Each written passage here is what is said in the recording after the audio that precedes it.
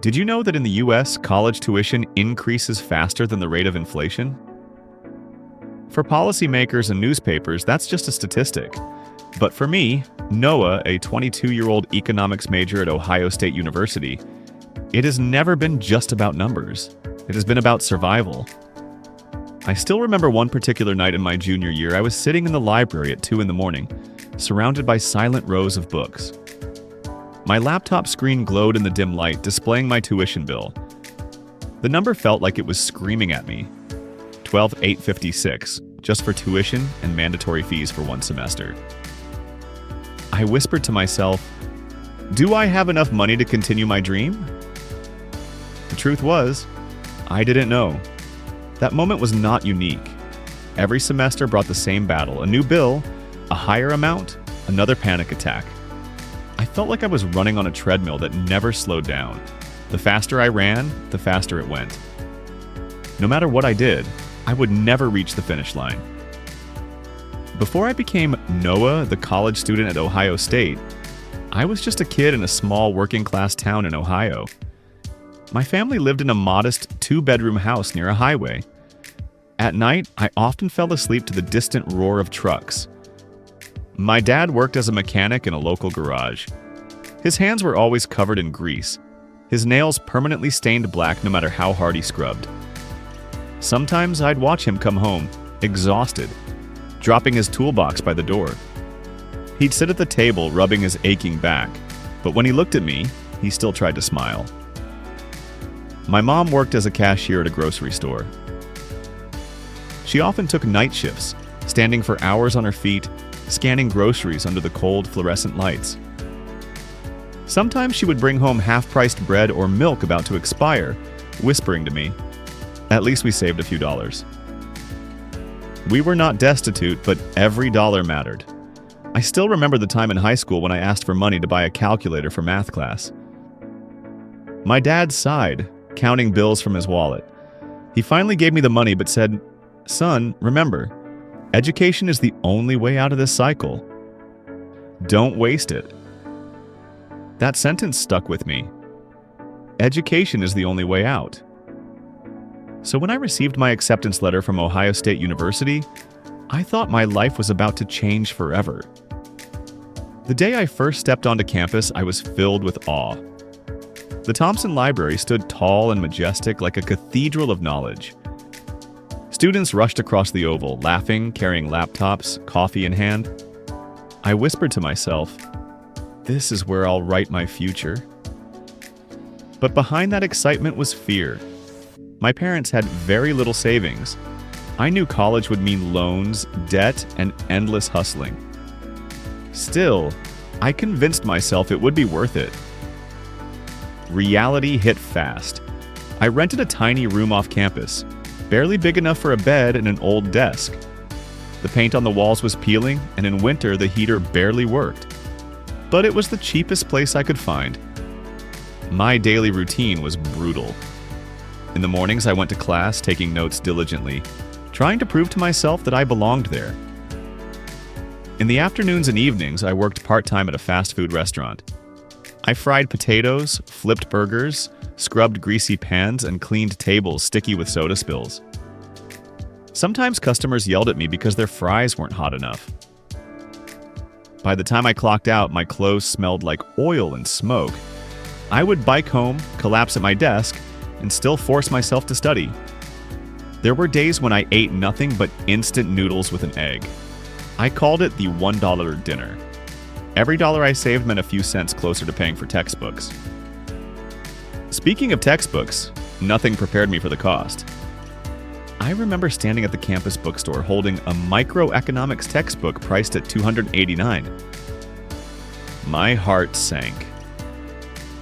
That's nearly a week of my part-time pay, I thought. I hesitated.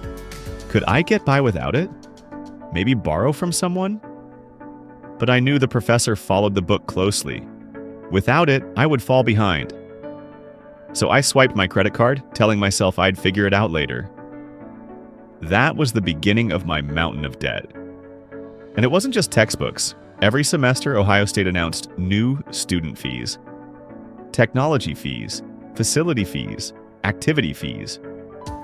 Each one just a few $100s, but together they crushed me. What made it worse was that I didn't see where that money went.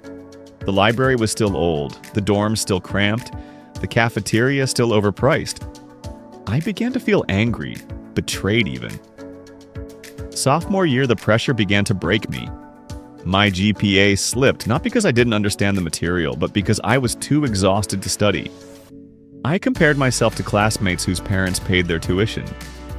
They had time to join clubs, go to football games, or study abroad. I didn't. My life was a cycle of work, class, and debt. Some nights, I would stare at the ceiling of my tiny room, my stomach growling because I skipped dinner, and wonder, am I really going to make it? Or am I just digging myself deeper into a hole I'll never escape? It all came crashing down one winter night. I had just finished a 10-hour shift at the restaurant. My feet hurt so much I could barely walk.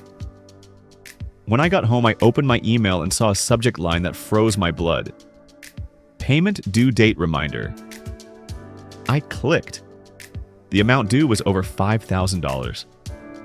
My bank account had just a little over $300. I dropped to the floor, clutching my head. Tears streamed down my face, not from weakness, but from sheer helplessness. I had done everything right. I studied, I worked, I saved. And yet, I was drowning. That night, I seriously considered dropping out. Maybe I should just quit, I thought. Work full-time, forget the degree, stop torturing myself. The next morning, I called on my mom. I didn't plan to tell her, I just wanted to hear her voice. But the moment she answered, I broke down crying. She was quiet for a while, then said softly, "Noah, I don't have much money, but you have your father's and my faith. If you give up, every sacrifice you've made until now will be meaningless." Her words pierced through my despair. That day, I decided not to quit. I went to the university's Office of Student Financial Aid. For the first time, I admitted I was drowning. The counselor listened patiently. Then she helped me apply for an emergency scholarship for students in financial hardship. It wasn't huge, but it covered part of my overdue balance. She also told me about on-campus jobs. The pay was lower than the restaurant, but they were more stable, less stressful, and often allowed time for studying. I soon found work at the campus library, shelving books and helping students at the front desk. For the first time, I felt like I could breathe. Not all my problems disappeared. Debt was still there, deadlines still loomed, and I still had sleepless nights. But I realized something important. I wasn't alone.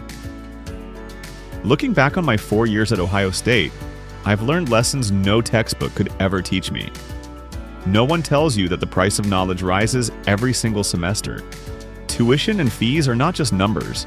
They are sleepless nights, skipped meals, exhausting work shifts, and sometimes silent tears. But they also shape resilience. I learned how to ask for help, even when my pride resisted. I learned how to lean on friends who understood my struggle. I learned that vulnerability is not weakness, it is strength. Along the way, I met others like me. There was Sarah, who worked 2 jobs and still couldn't afford her rent. There was Miguel, who sent money home to his family while trying to pay tuition. We bonded over cheap meals and late-night study sessions. Knowing I wasn't the only one suffering gave me courage. Together, we found ways to share textbooks, trade used supplies, and support each other emotionally. In those friendships, I found hope. Now, as a senior about to graduate, I can't help but wonder, how many dreams die quietly because of tuition bills? Education is supposed to be the ladder out of poverty, but for many of us, the ladder is missing rungs, and every step costs more than the last. I don't have all the answers, but I know my story is not unique. It is the story of thousands of students across America, running on treadmills, drowning in debt, but still clinging to the hope of a better future. This is my true story. Noah, a student at Ohio State University. Now, I want to hear yours. Have you ever opened a tuition bill and felt your chest tighten? Have you ever wondered if the system is fair or if it is designed to suffocate students like us? Leave a comment below. Share your story. Maybe it will inspire someone. Maybe it will remind another student that they're not alone. And if you relate, don't forget to like and subscribe so we can build a community of students who are not afraid to share, not afraid to speak up, and not afraid to dream, even when the price of that dream is almost unbearable.